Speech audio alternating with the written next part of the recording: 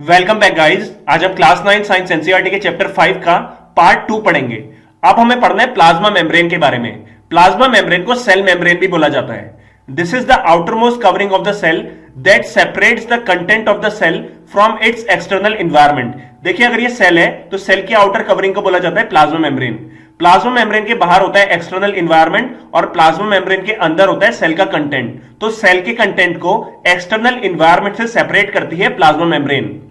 The plasma membrane allow or permits the entry and exit of some materials in and out of the cell। अब देखिए, cell है और cell में plasma membrane है, तो किसी मटेरियल को अगर बाहर से सेल के अंदर आना है या किसी मटेरियल को सेल के अंदर से बाहर जाना है तो उसको प्लाज्मा मेम्ब्रेन को क्रॉस करना पड़ेगा। तो प्लाज्मा मेम्ब्रेन ही अलाउ करती है कि किस मटेरियल को सेल के अंदर आना है या किस मटेरियल को सेल से बाहर जाना है। It also prevent movement of some other materials. अब देखिए, कोई सेल है और सेल की आउटर कवरिंग होती है प्लाज्मा मेम्ब्रेन। तो प्लाज्मा मेम्ब्रेन कुछ मटेरियल्स को ना तो सेल के अंदर आने देती है ना सेल से बाहर जाने देती है। इसलिए प्लाज्मा मेम्ब्रेन सेलेक्टिवली परमेबल होती है, मतलब ये सेलेक्टेड चीजों को ही अंदर आने देती है और सेलेक्टेड चीजों को ही बाहर जाने देती है। इसलिए जो सेल मेम्ब्रेन होती है उसे बोला जाता है selectively permeable membrane. How does the movement of substance take place into the cell. अब देखिए, हमें पढ़ना है कि किस तरीके से जो सब्सटेंस होते हैं वो सेल के अंदर मूव करते हैं। इसी तरीके से how do substance move out of the cell, और किस तरीके से सब्सटेंस सेल्स के अंदर से बाहर जाते हैं। Some substance like carbon dioxide और oxygen can move across the cell membrane by a process called diffusion. अब देखिए, सेल है, सेल के अंदर आती है ऑक्सीजन और सेल के बाहर जाती है कार्बन डाइऑक्साइड। अब ये जो एक्सचेंज हो रहा है गैसेस का, ये पॉसिबल होता है due to the process of diffusion. मतलब डिफ्यूजन प्रोसेस की मदद से ऑक्सीजन सेल के अंदर आती है और कार्बन डाइऑक्साइड सेल से बाहर जाती है। देखिए, पहले कुछ चैप्टर्स में हमने डिफ्यूजन के बारे में पढ़ चुका है। We saw that there is a spontaneous movement of a substance from a region of higher concentration to a region where its concentration is low. अब देखिए, यहां पे क्वेश्चन आता है कि डिफ्यूजन क्या होता है। Diffusion is the process through which substance move from high concentration to a region of low concentration। देखिए, अगर ये सेल है तो सेल के अंदर जो ऑक्सीजन की कंसंट्रेशन होती है वो कम होती है और सेल के बाहर ऑक्सीजन की कंसंट्रेशन ज्यादा होती है। तो इसमें हो क्या रहा है, ऑक्सीजन ज्यादा कंसंट्रेशन से कम कंसंट्रेशन की तरफ आ रहा है, मतलब बाहर से ऑक्सीजन सेल के अंदर आ रही है। इसी तरीके से कार्बन डाइऑक्साइड की कंसंट्रेशन सेल के अंदर ज्यादा होती है और सेल के बाहर कम होती है। तो इसमें हुआ क्या, कार्बन डाइऑक्साइड जो है वो हाई कंसंट्रेशन से लो कंसंट्रेशन में चली गई, मतलब सेल के अंदर से कार्बन डाइऑक्साइड सेल के बाहर चली गई। तो इसी को बोला जाता है डिफ्यूजन, जिसमें सब्सटेंस का मूवमेंट होता है from a region of higher concentration, जहां उसकी कंसंट्रेशन ज्यादा होती है, वहां से लोअर कंसंट्रेशन में, जहां पे उसकी कंसंट्रेशन कम होती है। तो इसी को बोला जाता है diffusion. Something similar to this happen in cells when for example some substance like CO2 which is cellular waste and required to be excreted out by the cell accumulated in high concentration inside the cell। देखिए, जैसे मैंने आपको पहले बताया, ये एक cell है और सेल के अंदर कार्बन डाइऑक्साइड बनती है। अब कार्बन डाइऑक्साइड की कंसंट्रेशन सेल के अंदर ज्यादा होती है। अब देखिए, कार्बन डाइऑक्साइड जो है वो एक सेलुलर वेस्ट है, मतलब सेल को कार्बन डाइऑक्साइड की जरूरत नहीं है, इसलिए कार्बन डाइऑक्साइड सेल से बाहर निकल जाती है। अब देखिए, सेल के अंदर कार्बन डाइऑक्साइड की कंसंट्रेशन ज्यादा है और सेल के बाहर कार्बन डाइऑक्साइड की कंसंट्रेशन कम है। इससे क्या होगा, कार्बन डाइऑक्साइड हायर कंसंट्रेशन से लोअर कंसंट्रेशन की तरफ चली जाएगी, मतलब कार्बन डाइऑक्साइड सेल से बाहर निकल जाएगी। देखिए, यहां पे लिखा भी है कि सेल के बाहर एक्सटर्नल एनवायरनमेंट में CO2 की कंसंट्रेशन कम होती है और सेल के अंदर CO2 की कंसंट्रेशन ज्यादा होती है। इस कंसंट्रेशन डिफरेंस की वजह से CO2 जो होती है वो सेल से बाहर एक्सटर्नल एनवायरनमेंट में चली जाती है। इसी तरीके से सेल के अंदर O2 की कंसंट्रेशन कम होती है और O2 की कंसंट्रेशन सेल के बाहर ज्यादा होती है। तो इससे क्या होता है, O2 जो है वो सेल के अंदर चली जाती है और ये भी डिफ्यूजन की वजह से होता है। इसलिए गैसियस एक्सचेंज में डिफ्यूजन बहुत ही इंपॉर्टेंट रोल प्ले करता है। Water also obey the law of diffusion. देखिए, जो वाटर होता है वो लॉ ऑफ डिफ्यूजन को फॉलो करता है। The movement of water molecules through such a selectively permeable membrane is called osmosis. तो देखिए, यहां पे समझते हैं कि ऑस्मोसिस का मतलब क्या होता है। जैसे सेल है, सेल की आउटर कवरिंग होती है प्लाज्मा मेम्ब्रेन। अब देखिए, बाहर वाटर की कंसंट्रेशन जो है वो ज्यादा है और सेल के अंदर वाटर की कंसेंट्रेशन कम है। अब क्या होगा, वाटर हायर कंसेंट्रेशन से लोअर कंसेंट्रेशन की तरफ मूव करेगा। किसको क्रॉस करेगा, वो प्लाज्मा मेम्ब्रेन को। प्लाज्मा मेम्ब्रेन को क्रॉस करके वाटर हायर कंसेंट्रेशन से लोअर कंसेंट्रेशन की तरफ मूव करेगा। अब प्लाज्मा मेम्ब्रेन को बोला जाता है सेलेक्टिवली परमेबल मेम्ब्रेन। तो वाटर जब प्लाज्मा मेम्ब्रेन को क्रॉस करके हायर कंसेंट्रेशन से लोअर कंसेंट्रेशन की तरफ मूव करेगा तो इसी को बोला जाता है osmosis. The movement of water across the plasma membrane is also affected by the amount of substance dissolved in water। देखिए, इसको समझने के लिए हमको एक बीकर लेना पड़ेगा और बीकर के अंदर हमें वाटर भरना पड़ेगा। अब वाटर के अंदर हमने एक सेल डाल दिया। अब सेल के बाहर वाटर की कंसेंट्रेशन ज्यादा है और सेल के अंदर वाटर की कंसेंट्रेशन कम है, तो इसमें क्या होगा, ऑस्मोसिस। सेल के बाहर से वाटर सेल के अंदर मूव करने लगेगा। देखिए, ये तो हुई नॉर्मल बात। अब हमने यहां पे क्या पढ़ा है कि वाटर का जो मूवमेंट है वो अफेक्ट होगा अगर वाटर के अंदर कुछ डिसॉल्व होगा।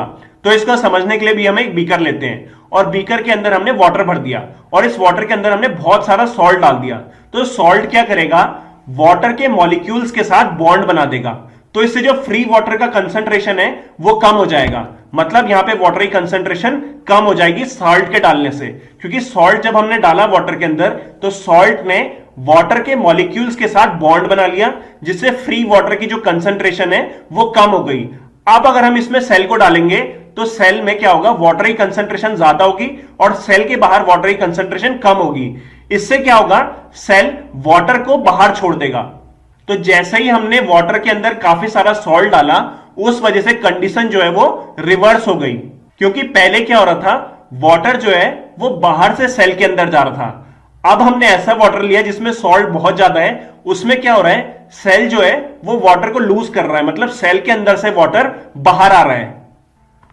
Thus, osmosis is the passage of water from a region of higher water concentration through a semi-permeable membrane to a region of low water concentration। तो देखिए, जैसे मैंने आपको बताया, ऑस्मोसिस में क्या होता है, वाटर सेमी परमेबल मेम्ब्रेन को क्रॉस करता है जब वो मूव करता है हायर वाटर कंसेंट्रेशन से लोअर वाटर कंसेंट्रेशन की तरफ, तो इसी को बोला जाता है ऑस्मोसिस।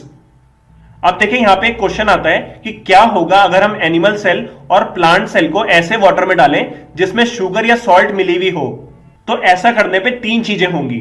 तो देखिए, पहला है, if the medium surrounding the cell has a higher water concentration than the cell, meaning that the outside solution is very dilute, the cell will gain water by osmosis. Such a solution is known as hypotonic solution. देखिए, सबसे पहले हमें दो word को समझना पड़ेगा। पहला है डाइल्यूट सॉल्यूशन और दूसरा है कंसंट्रेटेड सॉल्यूशन। देखिए, यहां पे हमने एक बीकर लिया और एक दूसरा बीकर लिया, दोनों बीकर में हमने इक्वल वाटर भर दिया। पहले बीकर में हमने 2 चम्मच सॉल्ट की डाली और दूसरे बीकर में हमने 10 चम्मच सॉल्ट की डाली। तो जिस बीकर में हमने 10 चम्मच डाली थी सॉल्ट की वो कंसंट्रेटेड हो जाएगा और जिस बीकर में हमने 2 चम्मच डाली थी सॉल्ट की वो डाइल्यूट हो जाएगा। तो ऐसा सॉल्यूशन जिसके अंदर सॉल्ट की कंसंट्रेशन कम होगी उस सॉल्यूशन को बोला जाएगा डाइल्यूट सॉल्यूशन, और जिस सॉल्यूशन के अंदर सॉल्ट की कंसंट्रेशन ज्यादा होगी उस सॉल्यूशन को बोला जाएगा कंसंट्रेटेड सॉल्यूशन। आप देखिए, जो डाइल्यूट सॉल्यूशन होता है उसके अंदर वाटर की कंसंट्रेशन ज्यादा होती है, मतलब फ्री वाटर की कंसंट्रेशन ज्यादा होती है, पर जो कंसंट्रेटेड सॉल्यूशन होता है उसमें फ्री वाटर की कंसंट्रेशन कम होती है। देखिए, अब मैं ऐसा क्यों कह रहा हूं कि डाइल्यूट सॉल्यूशन के अंदर वाटर की जो कंसंट्रेशन होगी वो ज्यादा होगी। देखिए, डाइल्यूट सॉल्यूशन के अंदर हमने 2 चम्मच सॉल्ट की डाली थी, तो जितने कम सॉल्ट होगा उतना कम वो बॉन्ड बनाएगा वाटर के मॉलिक्यूल्स के साथ, और ज्यादातर जो वाटर के मॉलिक्यूल्स हैं वो फ्री फॉर्म में रहेंगे। इसलिए डाइल्यूट सॉल्यूशन में वाटर की कंसंट्रेशन ज्यादा होती है। अब बात करते हैं कंसंट्रेटेड सॉल्यूशन की। कंसंट्रेटेड सॉल्यूशन के अंदर हमने 10 चम्मच सॉल्ट की डाली थी, तो जितना ज्यादा सॉल्ट होगा उतना ज्यादा सॉल्ट वाटर के मॉलिक्यूल्स के साथ बॉन्ड बनाएगा और उतना कम फ्री वाटर होगा। इसलिए कंसंट्रेटेड सॉल्यूशंस में वाटर की जो कंसंट्रेशन होती है वो कम होती है। अब इस केस में हमने डाइल्यूट सॉल्यूशन लिया था, तो डाइल्यूट सॉल्यूशन के अंदर वाटर की कंसंट्रेशन ज्यादा होती है। अब इस डाइल्यूट सॉल्यूशन के अंदर हमने एक सेल डाला, तो सेल के अंदर वाटर की कंसंट्रेशन कम होगी, तो ऑस्मोसिस की वजह से क्या होगा, सेल के बाहर से वाटर मूव करेगा सेल के अंदर। तो ऐसे सॉल्यूशन जिसमें वाटरी कंसेंट्रेशन ज्यादा होती है अगर हम कंपेयर करें सेल से, तो ऐसे सॉल्यूशंस को बोला जाता है हाइपोटोनिक सॉल्यूशन। हाइपो का मतलब होता है कम और टॉनिक का मतलब होता है कंसंट्रेशन। तो ऐसे सॉल्यूशंस जिनके अंदर कंसंट्रेशन कम होती है, तो ऐसे सॉल्यूशंस को बोला जाता है hypotonic solutions.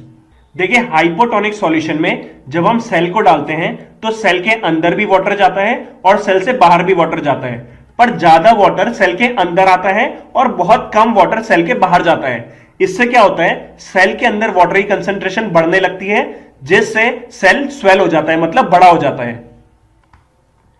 If the medium has exactly the same water concentration as the cell, there will no net movement of water across the cell membrane. Such a solution is known as isotonic solution. आप देखिए जैसे हमने एक beaker लिया, उस beaker के अंदर हमने आइसोटोनिक सॉल्यूशन डाल दिया और आइसोटोनिक सॉल्यूशन के अंदर हमने एक सेल को डाल दिया। अब देखिए क्या होगा, ना तो वाटर सेल से बाहर जाएगा, ना बाहर से वाटर सेल के अंदर आएगा। Water crosses the cell membrane in both direction, but the amount of going in is the same as the amount of going out. So there is no overall movement of water. The cell will stay the same size. तो देखिए isotonic solution में क्या होता है, जैसे हमने cell को डाला आइसोटोनिक सॉल्यूशन में, तो जितना वाटर सेल से बाहर जाएगा उतना ही वाटर सेल के अंदर आएगा, जिससे क्या होगा, जो सेल का साइज है वो बिल्कुल सेम रहेगा, उसमें कोई भी चेंज नहीं आएगा। तो ऐसे सॉल्यूशंस को बोला जाता है आइसोटोनिक सॉल्यूशंस। चलिए अब बात करते हैं थर्ड सॉल्यूशन की। If the medium has a lower concentration of water than the cell, meaning that it is very concentrated solution, the cell will lose water by osmosis. Such a solution is known as hypertonic solution. अब बात करते हैं hypertonic solution की। देखिए जैसे हमने एक beaker लिया, उस बीकर के अंदर हमने हाइपरटोनिक सॉल्यूशन डाल दिया। अब हाइपरटोनिक सॉल्यूशन के अंदर जब हम सेल को डालेंगे तो सेल के अंदर जो वाटर की कंसंट्रेशन होगी वो ज्यादा होगी और सेल के बाहर मतलब हाइपरटोनिक सॉल्यूशन में वाटर की कंसंट्रेशन कम होगी। इससे क्या होगा, ऑस्मोसिस होगा, मतलब सेल के अंदर से वाटर बाहर निकल जाएगा। Again water crosses the cell membrane in both directions, but this time more water leave the cell than enter it, therefore the cell will shrink. अब देखिए जब हाइपरटोनिक सॉल्यूशन में हम सेल को डालते हैं तो सेल के अंदर जो वाटर जा रहा है वो कम जा रहा है और सेल से बाहर वाटर ज्यादा जा रहा है। इससे क्या होगा, जो सेल का साइज है वो छोटा हो जाएगा और सेल श्रिंक हो जाएगा। तो हाइपरटोनिक सॉल्यूशंस ऐसे सॉल्यूशंस होते हैं जिनमें अगर हम सेल को डालें तो सेल वाटर को लूज करेगा और श्रिंक हो जाएगा।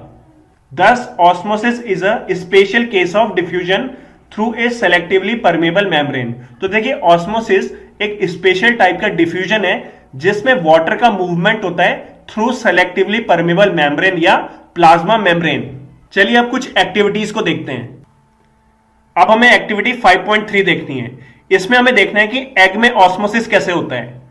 तो सबसे पहले हमें क्या करना है, remove the shell of an egg by dissolving it in dilute hydrochloric acid. Dilute hydrochloric acid की मदद से एग के ऊपर जो शेल होता है उसको हमें रिमूव कर देना है। शेल जो होता है वो मेनली बना होता है कैल्शियम कार्बोनेट का। देखिए शेल के रिमूव होने से एग के बाहर सिर्फ एक थिन आउटर स्किन प्रेजेंट होगी। अब हमें क्या करना है, एग को प्योर वाटर में डाल देना है और 5 मिनट बाद ऑब्जर्व करना है। तो हमें क्या ऑब्जर्व होगा, जो एग है वो स्वेल हो जाएगा, मतलब फूल जाएगा, क्योंकि ऑस्मोसिस की वजह से एग के अंदर वाटर एंटर किया, जिस वजह से एग स्वेल हो गया। अब हमें क्या करना है, फिर से डी शेल्ड एग को, ऐसा एग जिसमें शेल नहीं है, उसको कंसंट्रेटेड सॉल्ट सॉल्यूशन में डालना है और 5 मिनट बाद ऑब्जर्व करना है। तो हमने देखा कि जो एग है वो श्रिंक हो गया। तो ऐसा क्यों हुआ, water passes out of the egg solution into the salt solution because the salt solution is more concentrated. तो देखिए हुआ क्या, जो सॉल्ट सॉल्यूशन है वो बहुत ज्यादा कंसंट्रेटेड है, इस वजह से सॉल्ट सॉल्यूशन के अंदर वाटर की कंसंट्रेशन कम है और एग के अंदर वाटर की कंसंट्रेशन ज्यादा थी। इस वजह से एग क्या करेगा, वाटर को लूज करेगा और श्रिंक हो जाएगा। देखिए एक्टिविटी 5.4 भी सेम है 5.3 की तरह, बस इसमें हमने एग की जगह किशमिश को ले लिया। Unicellular fresh water organism and most plant cells tends to gain water through osmosis. तो देखिए यूनिसेलुलर फ्रेश वाटर ऑर्गेनिज्म जो होते हैं, यूनिसेलुलर फ्रेश वाटर ऑर्गेनिज्म ऐसे होते हैं जो एक सेल के बने हुए होते हैं और वो फ्रेश वाटर में रहते हैं। तो ऐसे ऑर्गेनिज्म और ज्यादातर प्लांट सेल गेन करते हैं वाटर को बाय ऑस्मोसिस। देखिए प्लांट्स जो रूट की मदद से वाटर को एब्जॉर्ब करते हैं वो भी एक एग्जांपल है ऑस्मोसिस का। मतलब ऑस्मोसिस की मदद से प्लांट्स की जो रूट होती है वो जमीन से वाटर को एब्जॉर्ब करती हैं। Thus, diffusion is important in exchange of gases and water in the life of a cell। तो देखिए जो सेल की लाइफ है उसमें डिफ्यूजन बहुत ही इंपॉर्टेंट रोल अपनाता है, क्योंकि डिफ्यूजन की वजह से गैसेस और वाटर का एक्सचेंज होता है सेल में। देखिए वाटर और गैसेस के अलावा जो सेल होता है वो अपने इन्वायरमेंट से न्यूट्रिएंट्स मतलब कि फूड को लेता है। Different molecules move in and out of the cell through a type of transport requiring use of energy in the form of ATP. देखिए डिफरेंट मॉलिक्यूल्स सेल्स के अंदर भी जाते हैं और सेल से बाहर भी जाते हैं। ये जो एक्सचेंज होता है ये एक्सचेंज होता है by the help of A type of transport. मतलब एक टाइप का ट्रांसपोर्ट होता है जिसकी मदद से कुछ मॉलिक्यूल सेल के अंदर जाते हैं या सेल से बाहर जाते हैं। तो इस ट्रांसपोर्ट में एनर्जी यूज होती है और वो एनर्जी यूज होती है इन the form of ATP. ATP की फुल फॉर्म होती है एडिनोसिन ट्राइफॉस्फेट, मतलब ऐसा मॉलिक्यूल जिनमें 3 फॉस्फेट होते हैं। देखिए हम कोई भी काम करते हैं तो उसके लिए हमें एनर्जी चाहिए और एनर्जी हमें प्रोवाइड कराती है ATP. The plasma membrane is flexible and is made up of organic molecules called lipids and proteins. तो देखिए प्लाज्मा मेम्ब्रेन फ्लेक्सिबल नेचर की होती है और प्लाज्मा मेम्ब्रेन 2 टाइप के ऑर्गेनिक मॉलिक्यूल से बनी होती है जिन्हें बोला जाता है लिपिड्स एंड प्रोटीन्स। लिपिड जो होता है वो फैट होता है और प्रोटीन जो होता है वो अमीनो एसिड से मिलकर बना हुआ होता है। तो लिपिड्स और प्रोटीन मिलके प्लाज्मा मेम्ब्रेन को बनाते हैं। सिर्फ इलेक्ट्रॉन माइक्रोस्कोप की मदद से ही हम प्लाज्मा मेम्ब्रेन को देख सकते हैं। नॉर्मल माइक्रोस्कोप से हम प्लाज्मा मेम्ब्रेन को नहीं देख सकते। देखिए प्लाज्मा मेम्ब्रेन की फ्लेक्सिबिलिटी की वजह से ही जो सेल्स होते हैं वो अपने एक्सटर्नल इन्वायरमेंट से फूड या डिफरेंट मटेरियल्स को ऑब्टेन करते हैं और इस प्रोसेस को बोला जाता है एंडोसाइटोसिस। देखिए एंडोसाइटोसिस का मतलब होता है जब भी कोई सेल एक्सटर्नल इन्वायरमेंट से किसी सॉलिड मटेरियल्स को अपनी बॉडी में लेता है, मतलब अपने सेल में लेता है, तो उसे बोला जाता है एंडोसाइटोसिस। इसमें एक और आता है पिनोसाइटोसिस। पिनोसाइटोसिस का मतलब होता है जब सेल एक्सटर्नल इन्वायरमेंट से किसी लिक्विड मटेरियल को लेता है तो उसे बोला जाता है पिनोसाइटोसिस। पिनोसाइटोसिस को सेल ड्रिंकिंग भी बोला जाता है क्योंकि पिनोसाइटोसिस में सिर्फ लिक्विड मटेरियल को ही इनगल्फ किया जाता है। अमीबा इसी एंडोसाइटोसिस प्रोसेस की मदद से फूड ऑब्टेन करता है। देखिए हमें पता है कि अमीबा की कोई भी फिक्स शेप नहीं होती है। इस वजह से जैसे ये अमीबा है और अमीबा के पास यहाँ पे फूड पार्टिकल है तो हमें पता है कि जो प्लाज्मा मेम्ब्रेन या सेल मेम्ब्रेन होती है वो फ्लेक्सिबल होती है। इस वजह से अमीबा यहाँ पे 2 स्ट्रक्चर्स बनाता है ऐसे। इन स्ट्रक्चर्स को बोला जाता है सूडोपोडिया। फिर ये स्ट्रक्चर्स क्लोज आते हैं और इस फूड पार्टिकल को इनगल्फ कर लेते हैं।